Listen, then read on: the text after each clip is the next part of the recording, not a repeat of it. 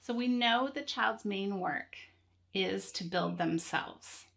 And we know the work in our classrooms, the culture we're trying to support, is to help children be able to build themselves and to do activities that are going to support that optimally. So that's what we're always thinking about, this lens of self-construction. But it can be easy to think that the goal of work is to learn something, some discrete skill or piece of knowledge.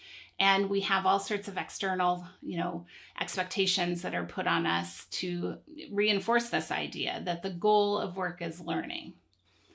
So we need to take this apart a little bit, okay? Because certainly learning is an important part of self-construction, but it can't be the goal. It's the construction of the child that's our main focus, right? So let's think a little bit. Where does learning actually take place? It takes place in the mind of the learner. When does it take place? At a time that's appropriate to the learner. How does it take place?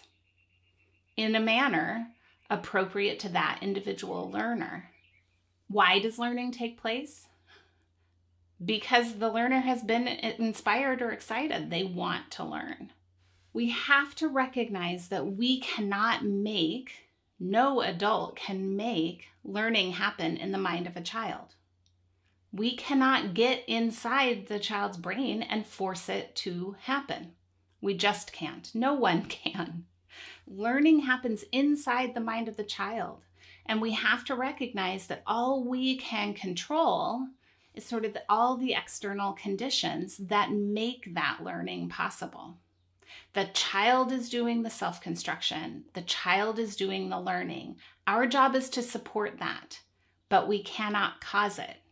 We are not the cause of learning. We are hopeful that we can inspire the child to teach themselves. So we have a number of ways that we do this, right? We prepare an environment that is developmentally appropriate for the children.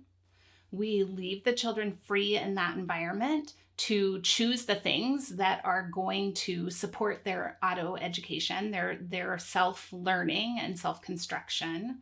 We observe the children so that we can see what they're showing us and respond to it with the right key or the lesson that they need. We sow tons of seeds of knowledge. We're just giving them lots of different things to pick up and take further. And we're nurturing that so that when they're learning, we're providing just the right support at just the right time to continue that learning. But we cannot force these seeds to grow. So that metaphor of a seed that Montessori gives us, we're sowing seeds. We can't force them to grow. Have you ever been able to make a seed grow?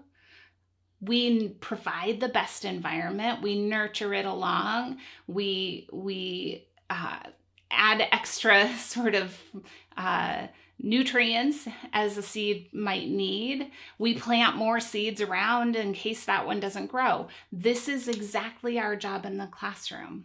We plant these seeds, provide that in the rich, fertile soil of the child's mind, and we then nurture that. So we can't force things to happen. We have to think of another clever way to get a particular seed to grow if it's an important piece of knowledge. But the children are going to do the bulk of that work themselves in their minds, and we can't do it for them. This is a challenging sort of viewpoint at times for teachers because we feel so responsible. But we have to remember that the children's work is to build themselves, and we are just cultivating the whole environment around them to allow that to happen. And we have all of cosmic education to support us in igniting their interest and getting them excited about doing this activity that's going to build themselves and also give them important skills that they need. We have to remember that our teaching is sort of It's like a revelatory process. We're helping to reveal the child and helping the child to reveal what they know.